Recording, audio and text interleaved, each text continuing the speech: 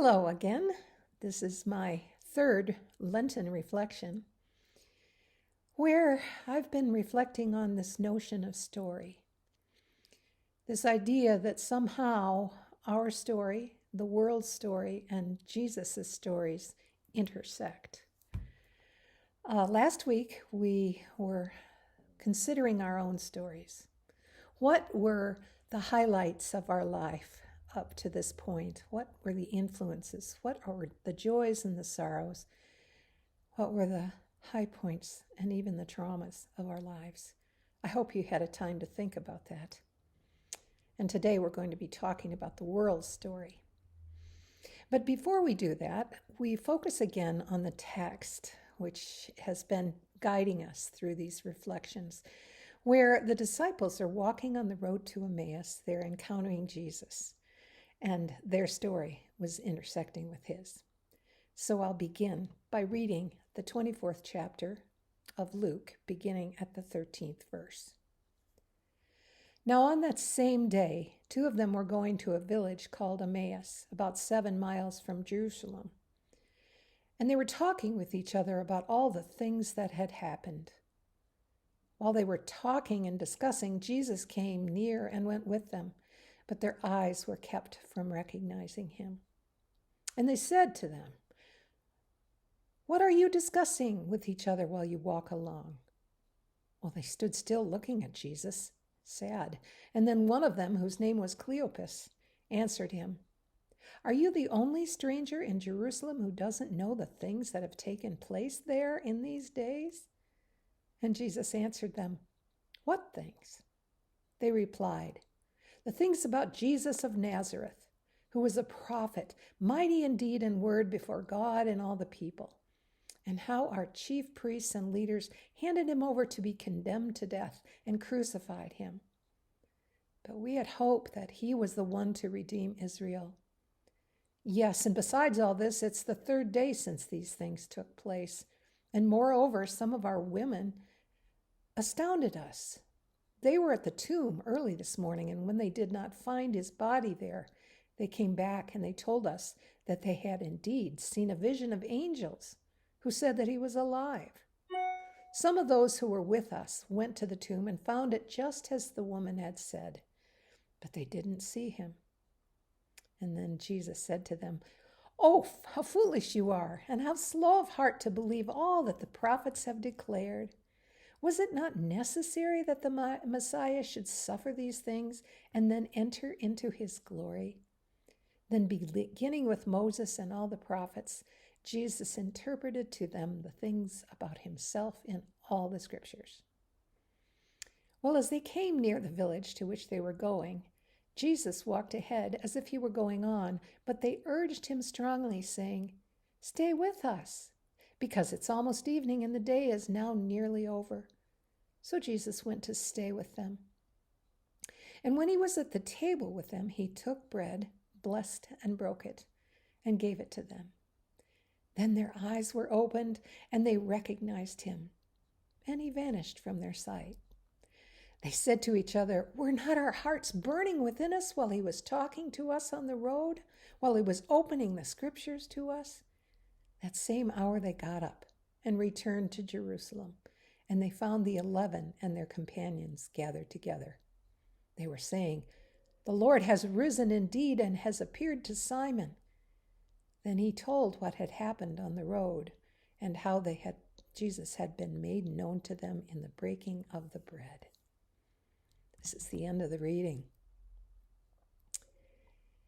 Can't you just imagine what that was like? With the tumultuous events of Jesus' crucifixion and then the astonishing thought that maybe Jesus was resurrected? I think it's important to realize that setting was very similar to our own today. Talk about chaos in the world. We don't know whether we're coming or going with regard to this pandemic. Some say it's getting better. Some say, oh, it could have another resurgence. Some are hopeful.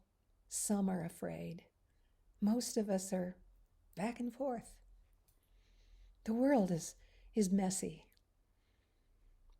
Over these last weeks of quarantine, I've been studying the Black Plague and the similarities between that tumultuous world and our current situation.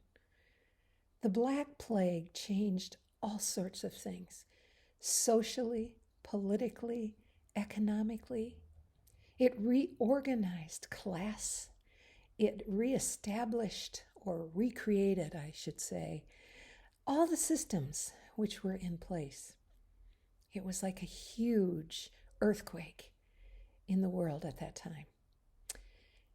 And I think we're experiencing that same kind of earthquake right now. We don't even understand, do we, the implications of this pandemic on social and economic, let alone physical realities. I think it's important to stop for a moment before we start talking about Jesus intersecting with that story, to ask some good questions about the current situation. Do you have questions about the situation in the world? Do you have fears? Do you want to back off and stay in the house? Or do you want to go out and engage in reality again? As you think back in the years of your life, at least the adult years, what do you remember about your feelings as a child or an adult?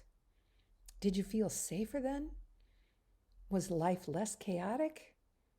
Probably, but if we think hard, we'll realize that there was still struggle back then in the world, whether it was for civil rights, whether it was the dawning of the freedoms that we've encountered or experienced or legislated. There was unrest too. And we have been walking along the roads of our life, all of us, discussing the situations in life.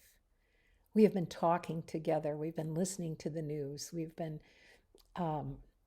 speaking to friends on the phone, saying, oh my goodness, I can't believe it. And our discussions are sometimes rancorous, aren't they? They tend to affix blame, or they tend to polarize us. So there's not only chaos in the world, but there's increased polarization. And there was in Jesus' day too. The disciples of Jesus were rabble-rousers. They were upsetting the system of the temple and Judaism. They were challenging the elite. And this movement was stimulating the anxiety among the leaders. So as we look at our story, the story of the world, we know that we are also walking along Emmaus as we discuss the happenings. And we wonder sometimes, does Jesus know what's happening? Like the two, we say, are you the only one that's separated from this Jesus? Where are you in all of this? How can you ask us these questions? Are you clueless? I think it's important to leave it there today, to ask the question about our story and leave it with the question, where is God in all of this?